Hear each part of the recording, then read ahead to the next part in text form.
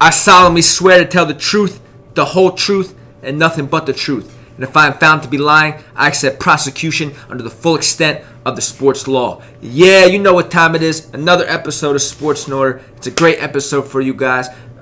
Every episode of Sports in Order is a great episode. What am I talking about? But this one, of course, is going to be better than the last. That's what I'm always striving for, to get better and make progress each and every episode. And I think that's what I've been doing. But again, I always let you guys know this. Wait till the season actually starts. And I can give you, I'm not even going to explain it to you because you guys know what's coming. Once week 1 hits, Sports in Order is going to be the best fantasy football show around. Remember, guys, go do me and the team a favor. Go subscribe to the World of Sports Network. We got a great Facebook channel, a great YouTube channel, World of Sports Network.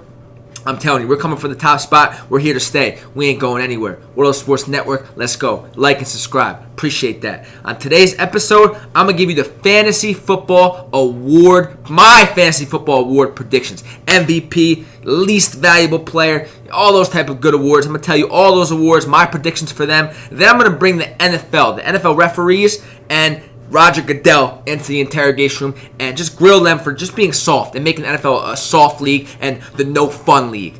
And then, last but not least, what's the case on the base with the players to add in fantasy baseball? You know the drill. No time to waste. Let's get right to it. Time for my predictions for the Fantasy Football Awards. Let's start with the most valuable award, the most valuable player. It's going to be a tie for me.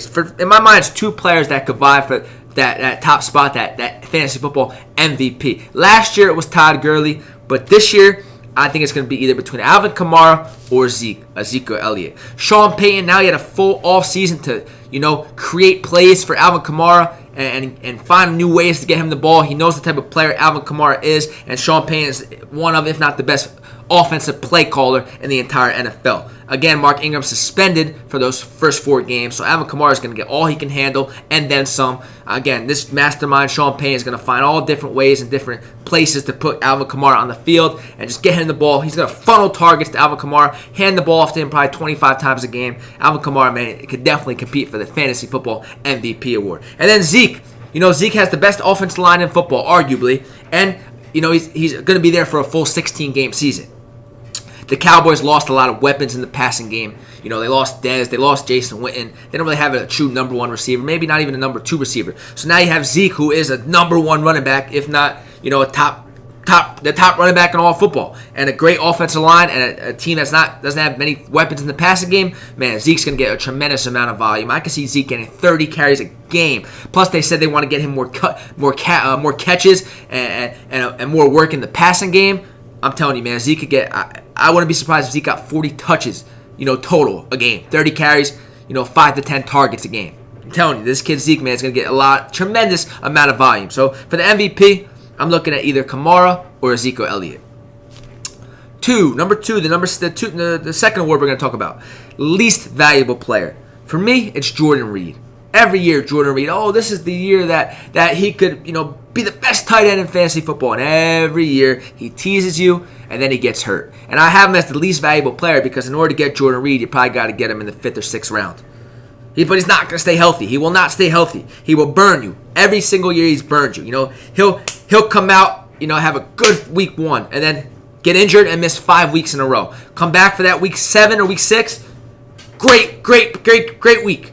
Then get injured again and miss another 4 weeks. It's just not worth it for the round you have to pick him in. Round 5 or round 6. No, I'm going to get somebody that can still put up those type of numbers, but isn't injury prone and can stay healthy. And Jordan Reed does not stay healthy, hence why he's my most least valuable player. The Rookie of the Year is going to be Calvin Ridley. In fantasy football, the Rookie of the Year is going to be Calvin Ridley. This kid's going to be a stud in PPR leagues. He's getting a lot of those screens, a lot of those short catches, and a lot of those, those fast boom, boom, boom, get the ball out quick. That's what Matt Ryan likes to do, get the ball out quick to players like Calvin Ridley. Calvin Ridley's going to play that Taylor Gabriel role. I guess you could say a gadget player, but Calvin Ridley was picked in the first round to take attention off Julio Jones. So Julio's going to get the double teams, and that's going to leave, Calvin Ridley in a lot of one-on-one situations. And Calvin Ridley's quick, man. Great route runner. So he's going to get open. That's no problem. Calvin Ridley getting open is no problem. And Matt Ryan's pretty accurate passer. He's going to get the ball to Calvin Ridley. A lot of catches for Calvin Ridley this season, man. I can see Calvin Ridley, threatening for 80 catches in his rookie season. 80 catches in a PPR league. As a rookie, yeah, that's definitely Rookie of the Year in fantasy football. The most disappointing rookie is going to be Saquon Barkley. I know you guys are like, what? This Giants fan is saying that Saquon Barkley's going to be the most disappointing rookie in fantasy football. I'm telling you, listen. You guys are overestimating Saquon Barkley. In some drafts, I've seen some mock drafts where Saquon is going like 4th or 5th. And I don't understand because the situation with Saquon Barkley is not the situation that Zeke had in his rookie year. It's not the situation that Kareem Hunt had last year. Those teams, the Cowboys and the Chiefs, had elite offensive lines. So to lead the league in rushing as a rookie, you got to have a pretty dominant offensive line. The Giants don't have anywhere near a dominant offensive line. It's probably not even a good offensive line. So Saquon Barkley, to count on him giving you, a lot of rushing production, I just think you're going to sell yourself short because Saquon Barkley is not going to – I don't think Saquon Barkley is going to have 1,000 yards rushing behind that offensive line. I think Saquon Barkley can have 1,000 yards all-purpose because of the way he catches the ball and the amount of catches he's going to get, the amount of work he's going to get in the passing game, but I don't think Saquon Barkley's worth a top 5 pick in fantasy football because he's not going to be great as a runner. No disrespect to him as a runner, but you got to look at the Giants' offensive line, and you got to say that a lot of disrespect towards that Giants' offensive line because it's not great, it's not even good. So I just don't see him making many. I don't making much noise as a running back and as a rusher. But I see Saquon Barkley making a lot of noise as a receiver and in a PPR league. That's going to help you, but to pick Saquon Barkley in the top 5 picks, maybe even in the top 10 picks, when he's not going to probably won't have more than maybe 700 or 800 yards rushing, I don't see it. So again, be cautious with Saquon Barkley. Going to get a lot of catches. Going to catch a lot of screens, a lot of he's going to run a lot of routes like a receiver, but Saquon Barkley's not going to be a very good rusher in his rookie season because of that Giants' porous offensive line. Comeback player of the year is going to be either Odell or Aaron Rodgers. Self-explanatory. Odell, when healthy, could be the best receiver in football. Has the most game-breaking speed, most game-breaking ability of any player in football. And then Aaron Rodgers, best quarterback in football. He's back, fully healthy, motivated, wants to prove to the world that he still is the best quarterback in the NFL. And Odell's motivated too. He wants to prove to the world that he's a legendary receiver, a once-in-a-generation type of receiver, and a future Hall of Famer. So both those players, Aaron Rodgers and Odell, coming off serious injuries, are going to be very, very motivated. One of them is going to win Comeback Player of the Year, if not both of them. The Fantasy Football Coach of the Year is going to be Sean Payton or Andy Reid. Sean Payton will get a top season from his quarterback, his running back, maybe even 2 running backs when Ingram comes back, and he'll get a wide receiver 1. A wide receiver 1 season out of Michael Thomas. Same thing with Andy Reid, but Andy Reid also going to get Andy Reid's got crazy weapons out there in Kansas City. It's crazy. He's going to get his running back to have a running back 1 season. He's going to get his tight end to have a tight end 1 season. Everybody knows about Travis Kelce. And with Patrick Mahomes, who I think could win fantasy football MVP, I'll talk about that in a second. He could have a quarterback 1. He can have potentially 2 wide receiver 1s, and Tyreek Hill and Sammy Watkins. So when you look at Fantasy Football Coach of the Year, you got to look at coaches that have a lot of weapons, but not just 1 or 2 weapons, but like 4 or 5, and could get quarterback 1 or running back 1 seasons out of those players. So Sean Payton could do it with the quarterback, the running backs, and the wide receiver. Andy Reid could do it with the quarterback, the running back, the wide receiver, and the tight end. So one of them, Andy Reid or Sean Payton, is going to be the Fantasy Football Coach of the Year. Biggest bust is going to be Dalvin Cook. You're getting Dalvin Cook in the 2nd round. To get Dalvin Cook, you probably got to get him in the early 2nd round. But Latavius Murray is going to have a big role in that Vikings backfield. Last season when Cook got hurt, Latavius Murray played very, very well. And the new offensive coordinator for the Vikings, Frank DiFilippo, who was with Philly last year, loved utilizing multiple running backs. Not 1, not 2, but sometimes 3 or 4 with Wendell Smallwood, Corey Clement, Jay Ajayi, LeGarrette Blount, Darren Sproles when he was healthy. So, again, to say that looking at DiFilippo's history of using running backs, to say that Dalvin Cook's going to be the 3-down back, get all the work type of running back, no, it's not going to happen. So I think Latavius Murray's going to have a role. Dalvin Cook obviously is going to have a role as well, but Dalvin Cook's coming off the injury. And Latavius Murray played very well last year in replacing Dalvin Cook. Plus, to get Dalvin Cook is going to take a second-round pick. Hence why I think he's going to be the biggest bust. Best late-round pick that could potentially win the fantasy football MVP. And that's Patrick Mahomes. This kid, man, you're not picking him as a top 10 quarterback, but he can finish as the number 1 quarterback overall in fantasy football. That's the type of skill he has. That's the type of weapons he has. Just like I mentioned with Andy Reid. Andy Reid's going to help Patrick Mahomes, obviously. But Patrick Mahomes, look at the way. You don't even need Andy Reid. He's got all the weapons in the world. Kareem Hunt, who led the league in rushing last year, an elite tight end, 2 great speedsters at the wide receiver position, and a good offensive line. Patrick Mahomes, Matt said this, and I think the last episode. Patrick Mahomes can throw for 40 touchdowns and over 4,000 passing yards, based off the weapons he has and based off his talent alone, and Andy Reid calling great plays. So again, the best late round pick that could potentially win fantasy football MVP for me is Patrick Mahomes. Best bang for your buck. A player you're going to get in the mid to late rounds, but it's going to offer you great value. 2 of them for me: Devontae Adams or Golden Tate. Both of them. Great bang for your buck. Devontae Adams, you could probably get him. You're probably going to have to get him, or could get him in the end of the second round, beginning of the third round. But Devontae Adams is the only player in the NFL that's had at least 10 reception touchdowns in the past 2 seasons. Only player in the NFL with at least 10 touchdown receptions in the last 2 seasons. That's Devontae Adams, and you can get him in the third round. Come on, he's probably going to have more than 10 touchdowns this season as Aaron Rodgers' number 1 receiver now since Jordy Nelson left. Aaron Rodgers' go-to receiver now. So Devontae Adams could have 14 receiving touchdowns this season, and you can get him in the third round. That's bang for your buck, man. That's definitely bang for your buck. And then Golden Tate every year, you know what you're getting with him in PPR leagues. 90 catches, can potentially threaten for 100 catches. And you can get Golden Tate in what? The 5th round, 6th round? 100 catches, and you're getting him in the 6th round? Come on. Golden Tate and Devontae Adams, bang for your buck, man. Great value with those 2 players. And then my breakout player in fantasy football is going to be Tariq Cohen, running back for the Chicago Bears. He's going to have a season like Alvin Kamara did last year. That's the way that Matt Nagy's going to use him. Put him all over the field, put him in the slot, put him as a wide receiver, motion him out, bring him back into the back. Just Matt Nagy's mind is always working, man, in terms of, finding ways to get the ball to his best skill position players. And honestly, in that Bears offense, to me, it's Tariq Cohen. I mean, there's a reason Tariq Cohen's nickname is the human joystick, because of how shifty he is in the open field and how how explosive he is and how good he is at making that first tackle or miss. So, breakout player for me, Tariq Cohen, is Tariq Cohen, because, yes, Jordan Howard's in that backfield, but the way the Bears and Matt Nagy want to run their football team and run his offense, Tariq Cohen is the guy. Breakout player of the year, Tariq Cohen. Right. Time for the interrogation room, baby. I'm going to bring Roger Goodell in here and the NFL referees. Come on in, guys. What's going on? Everybody good? Water? Cup of coffee? You're good? All right. Listen, this is football, baby. NFL, the National Football League. You know what football is? Football, hate to say it, but it's a violent sport. It's a sport for barbarians. They're gladiators, man. When they're out there in the arena, they got the people cheering them on. People are watching them kill each other for entertainment. That's not a barbarian sport.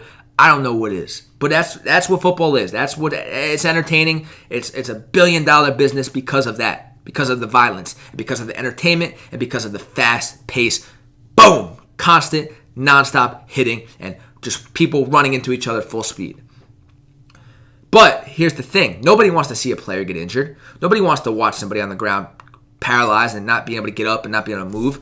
But these players know that's the risk. The players know there's a risk in that happening by playing football. They signed up for that. They knew what they were signing up for. Nobody told them, hey, you're going to play football, but it's going to be a soft league. It's going to be 2-hand touch. Nobody told them that. They said, listen, you're signing up to play NFL football, right? Grown men tackling each other and hitting each other at 100 miles per hour. You're okay with that, right? And obviously, every single player that is in the NFL currently playing agreed to that and signed up for that.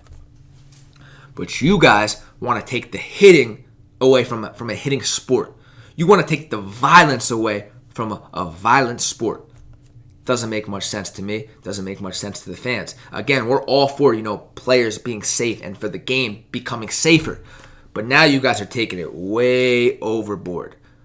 You know, in the preseason so far, these referees calling roughing the passer when a defensive end is just picking the quarterback up and dropping them. Not pile driving them, not body slamming them. Getting to the quarterback, picking them up, and dropping them. How else are you supposed to sack a quarterback in football? Oh, I'm here. I'm going to sack you, but let me just bring you to the ground easily. No. You got to, boom, kill that quarterback. Not really kill him, but hit that quarterback, crush that quarterback, end that quarterback's, in your mind thinking, I'm going to end his career. You obviously don't want to end his career, but that's how hard you got to hit that quarterback. You can't pull up. Oh, I'm running full speed to get the quarterback. Oh, I got there. Let me pull up. No, that's how you pull a hamstring. That's how you get blindsided. You can't. The way you guys are trying to make the NFL played is slow paced. No. That's how people get hurt more, is the slow pace. Let me stop. I'm about to kill this guy. I'm about to lay this guy out. But boom, let me stop real quick so I can tackle him easily. No, because that's how the tackler gets hurt. You can't be calling these roughing the passers. You can't tell someone coming to sack the quarterback how hard he could sack the quarterback and how hard he could throw that quarterback to the ground. That's not football. That's not football. Football is meant to be violent. That's what it is. They're not out here trying to intentionally hurt somebody. Like, they're not trying to end somebody's life, literally. But in a violent sport like that, it's every man for themselves. You got to eat, man. You got to eat to survive. And for a defensive end, how he eats is by sacking the quarterback. For a safety, how he eats is coming up and cracking that running back or wide receiver. Same with a linebacker. You can't tell that them guys had a hit. You can't tell them, yeah, you could make that. You got your job, Mr. Safety, is to crush that running back. But make sure you don't crush him too hard. Mr. Linebacker, your job is to crush that tight end coming to catch the ball across the middle. But just make sure you don't hurt him too bad. You don't tackle him. You don't really go too hard and go full speed. Just tap him and put him on the ground nicely. No, this ain't flag football. This is the NFL, the National Football League. We turn on the TV Sunday morning, Sunday afternoon, Sunday night to watch hitting and watch violence. We go to the games. We pay good money, top dollar, to watch our players crack that running back. I pay good money to watch Landon Collins come up and crack Ezekiel Elliott and then get up and talk smack and say, yeah, this is my house. Landon Collins knows that he could potentially, on one tackle, end his career and possibly end his life by breaking his neck or, whatnot, breaking anything. Landon Collins knows that. But Landon Collins knew that when he signed up and when he started playing football. That didn't stop him from falling in love with the game. Landon Collins has a passion for the game. These players have a passion for the game. They love it. So by you trying to make the game, more safer, yes, in essence, you're looking out for the players. But the players have been playing this type of violent game their entire life. They haven't played with no limits. They just play full speed, 100 miles per hour. Let's go. Let's get right to it. They don't want the game to be changed. They don't want to have to pull up when they're about to make a tackle. They don't want to not be able to, sack the quarterback as hard as they can. They don't want to do that. That's what my beef is with you guys. You guys are ruining the game right now. You guys are ruining it. Yes, concussions are brutal. But concussions happen. They're happening in a sport like football. No matter how safe you make the game, concussions are still going to happen. Because you could trip, you could fall, you can still get tackled, not as hard as you would in the past, but still hit your head and get a concussion. So, again, the only way to make the game safer is for the players to tackle better and tackle the correct way. Putting your head down to tackle like that, showing your crown of your head and helmet is not the way to tackle. Look what Ryan Shazier did last year. Ryan Shazier, you could say, oh, football's violent. Ryan Shazier will never walk again because of how violent football is. You could say that Ryan Shazier might never walk again because of his incorrect tackling, his incorrect form tackling. You don't put your head down like Shazier did. You face first, face mask up, grab, tackle. That's what you do. You don't go boom like a hammerhead shark. You face up, put your face mask right in the chest, and drive to the ground. That's how you tackle. So don't tell me, oh, we got to make the game softer because of injuries like Ryan Shazier and all these concussions. No, you have to teach these players and emphasize to these players, and that's when you penalize the players. That's where the fines come in. Is when the players tackle the wrong way and make tackles the wrong way, which can hurt themselves.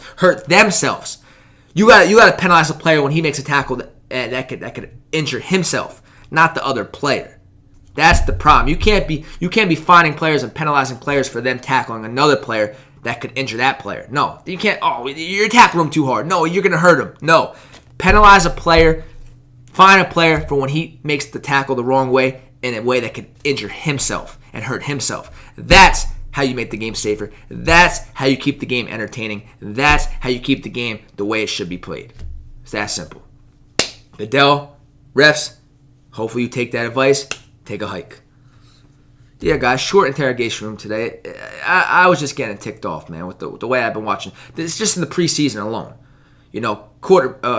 Pass rushers coming up to hit a quarterback and, just a normal sack. Bring him, drop him to the ground. Flag, roughing the passer. Come on, man. Come on. You can't determine how hard or how...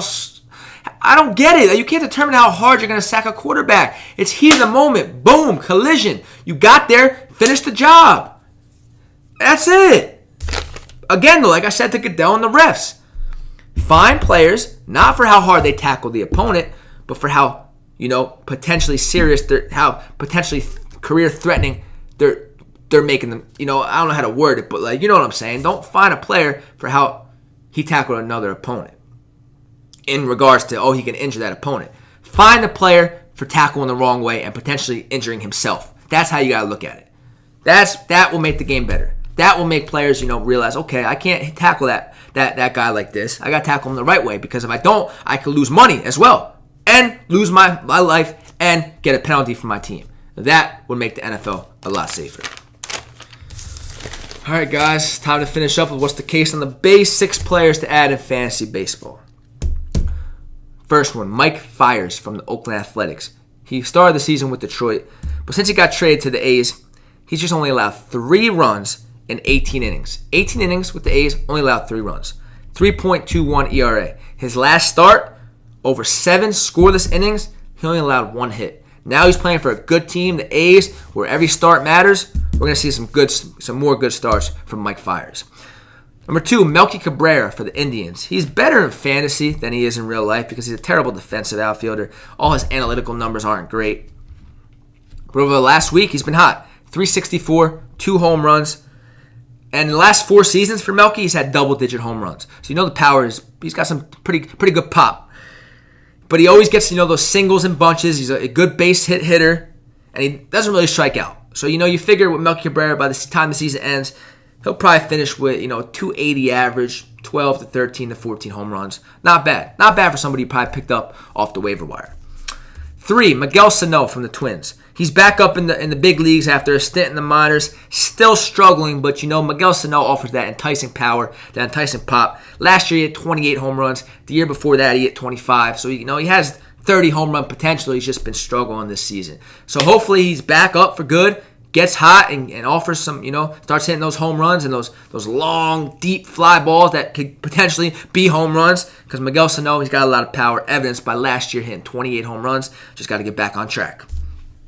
4, Michael Kopech, the top pitching prospect for the White Sox. He made his debut last week, but it was cut short by rain. But in only 2 innings, didn't allow a run, 4 strikeouts, and hit 98 miles per hour with his fastball. This kid's a stud, man, and he's gonna give you a lot of strikeouts. So next start, fire up Michael Kopech, because he again hits 98 miles per hour on the fastball. In 2 innings, 4 strikeouts. Pfft, come on, man. Translate that to a 6 or 7 inning outing. Oh man, I can see 12 strikeouts in his next start from Michael Kopech. 5, Brett Anderson for the A's. After throwing 7 2/3 scoreless innings against Seattle, he just needed 97 pitches to blank the Rangers over 7 innings of work. Has a 2.11 ERA. And Oakland, the Athletics, the ballpark they play in, the Coliseum, it's a great pitcher's ballpark. And the A's have a top 10 defense. So you want to be pitching. You want a top defense behind you when you're pitching. And the A's have it. Very pitcher-friendly ballpark. And Brett Anderson's been pitching well. Keep firing him up. Last but not least, Ahmad Rosario, shortstop for the Mets. Looking for steals? If you guys are looking for steals, since the second half started, Ahmad Rosario, 9 stolen base attempts. He has 8 stolen bases. So 9 stolen base attempts in the second half, he's only been caught once. He has 8 stolen bases. Also 35 runs. Hitting at the top of the Mets lineup, he's been getting on base and scoring a lot of runs. Since the beginning of August, he's been hitting .269, 6 extra base hits, 5 stolen bases. So again, Ahmad Rosario, he is a former top prospect. He raked last year in AAA. So the potential's there. The stolen bases are obviously there. You know, if you need somebody, if you need a shortstop or middle infielder that could offer you some stolen bases to close out your season, take a look at Ahmad Rosario.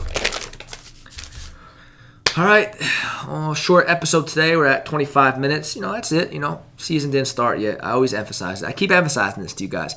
Fantasy football season didn't really start yet. Week 1, that's Sports in Order. That's when you want to tune in Sports in Order. How I'm probably going to do it during the season is, you know, I'm going to record an episode specifically for the Thursday night game, and then record an episode probably Saturday morning for Sunday's lineup of games, you know. So I'll probably give you 2 episodes of Sports in Order. One for the Thursday night game, you know, the fantasy players I think will, you know, be relevant in that game. Then obviously the lineup for all the games on Sunday. I'll give you that episode as well.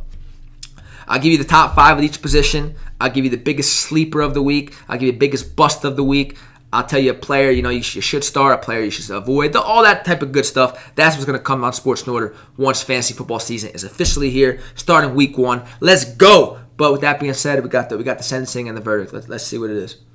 All right, cool. All right, you guys have all been sentenced to 25 years to life of eating buffalo wings, drinking ice-cold beer, and enjoying sports. I'm the attorney of sports. This is Sports in Order, and this is my courtroom. I'll catch you guys next time. Sports in Order, best fantasy football show on the internet. Peace. The jury's out.